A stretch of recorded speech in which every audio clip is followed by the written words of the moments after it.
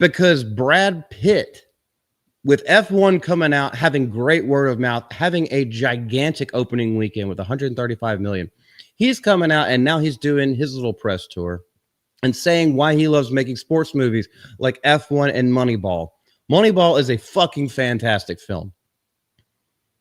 If you haven't seen it, that's when I think that was the first film where Jonah Hill actually took a role seriously, and he was pretty decent in that as well. But that's what really got him more respected as an actor. The Oscar winner discusses the secret to his success with both films and shares advice for young actors. And this is, I know Jeremy always likes to say, like, Tom Cruise is the last real superstar. He's the last real actual great actor. Bullshit. I'm not saying that everything we could see that not everything Tom Cruise puts out makes money. Not everything Brad Pitt puts out makes money, but is he great in every single role that I can even remember that he's been in? Yes.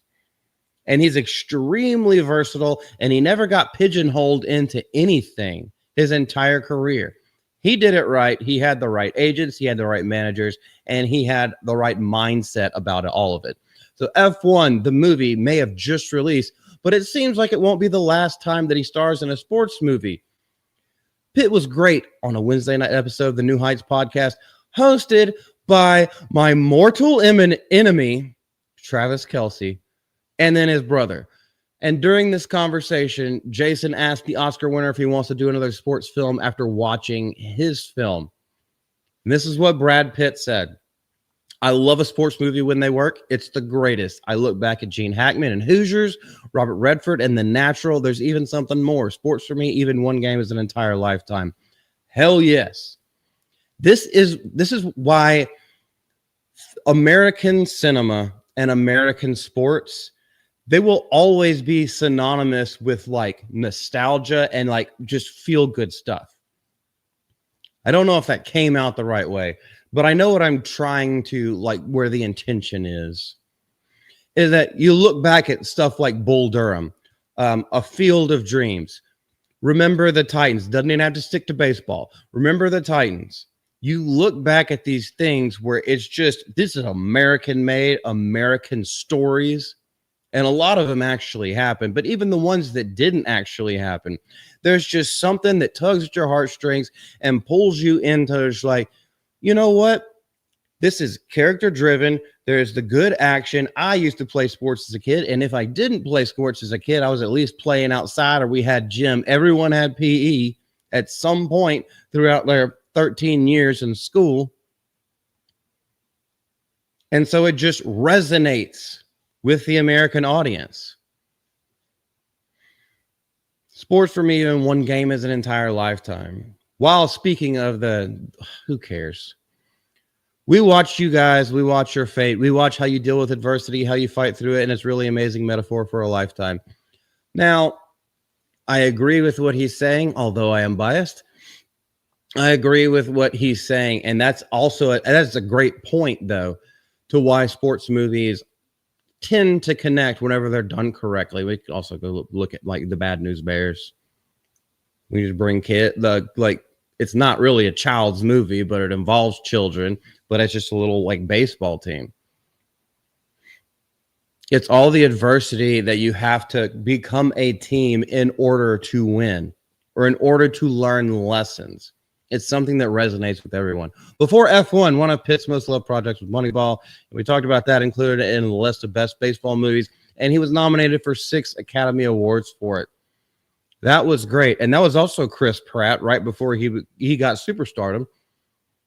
If y'all don't remember that, he was the one that got the hit at the end. When we get it right in these sports movies, and I felt like we really got it right in Moneyball, we get to add to that lexicon. I think that one does too on a really big level because of the race F1, because the racing is probably the most visceral racing experience you'll ever have. There's also a story there. Yep. You're moved by it. We're funny as fuck, so we got to deliver that. But this kind of spiritual ending to it all, I'm really proud of it. I haven't seen F1 yet. Haven't really had the time. But if you've seen it, what the hell did y'all think about it?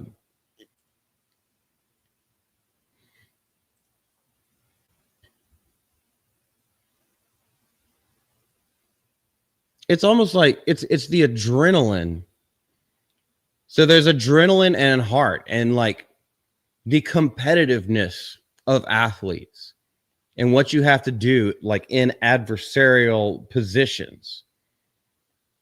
You're pushing your body, or you're pushing this engine to the max and sometimes in excess in order to win. But win or lose, that individual has to go home to their family, or they have to work to go get better. They're not just born better. They don't just get sprayed with toxic gel and they become a superhero. It's not like that. It's not handed to them. They have to work for it. And I said resonate like probably 6 times already, but I'm going to say that again. That's what good storytelling is, because it's something that resonates within every individual who has ever lived in life without a silver spoon in their mouth. Elsewhere in the podcast, he says, I like to see that they are up against, and the way they negotiate and work their way through it, they enjoy it more. You didn't sell out. You didn't sell out. And that's what this is the thing that he's trying to tell other people as well, like other up and coming actors. You didn't sell out just for a role with Marvel or Disney that for like 7 films. Yeah, you'll make like $500 million off of it. But you're selling the next 7 years of your life, over half a decade, for a paycheck. And you don't know where those scripts aren't even written yet. So you don't even know what you're going to be doing, what your characters should be asked to do. But contractually, you have to show up and you have to put in that performance. I think it's best to do things one at a time. Take your projects on one at a time. You could be as slow as Daniel Day-Lewis, he method acts the hell out of everything, but you could do it his way, where he picks and chooses his scripts.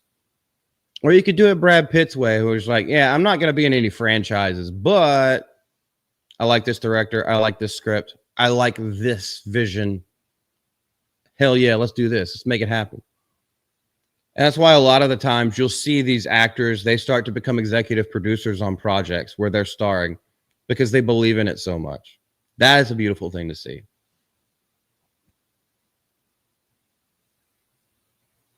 We need more Brad Pitts. Can we clone him? Or clone him when he was younger so we can have more years with those kinds of people? We just have an entire clone army of Brad Pitts. I don't think we would ever lose anything anymore. Him and Tom Cruise, they should go to another universe and make babies together.